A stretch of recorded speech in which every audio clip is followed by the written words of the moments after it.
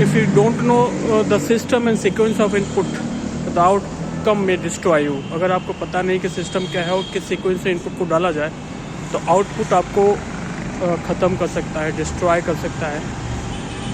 एक सीक्वेंस होना चाहिए.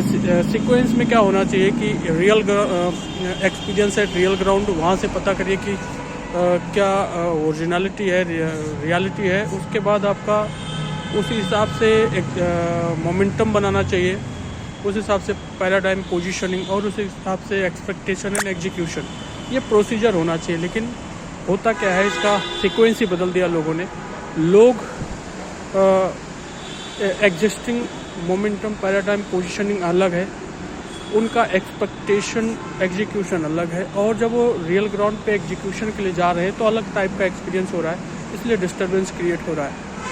तो होना क्या चाहिए कि सबसे पहले तो आप रियल ग्राउंड पे एक्सपीरियंस करिए, फिर उसके हिसाब से मोमेंटम क्रिएट करिए, पैराडाइम पोजीशनिंग बनाइए, उसके बाद एक्सपेक्टेशन और एग्जीक्यूशन करिए, फिर आपको रिजल्ट मिलेगा.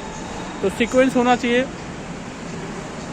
कि एक्सपीरियंस है real ground, then expectation and then existing creating momentum and paradigm, then expectation and execution. लेकिन है क्या, एग्जिस्टिंग मोमेंटम और contribution, existing momentum paradigm position कुछ और है, एक्सपेक्टेशन कुछ और है, और जब रियल ग्राउंड पे जा रहे हैं तो एक्सपीरियंस कुछ और हो रहा है. इसलिए बहुत तगड़ा सा कंट्राडिक्शन प्रोड्यूस हो रहा है और लोग परेशान हो रहे हैं. जैसे सपोज करो आप ट्रेन में हैं, इसका मतलब अलग टाइप का मोमेंटम है और आपको भूख लग रही है, एक्सपेक्टेशन अलग टाइप का है. और अगर आपने उस मोमेंटम का ध्यान नहीं दिया, ट्रेन के मोमेंटम का, और आप सोचे कि सामने मार्केट है, वहाँ उतर के कुछ खाया जाए, तो जैसे उतरेंगे आपको तगड़ा सा झटका लगेगा और आपका एक्सपीरियंस बहुत बुरा हो जाएगा.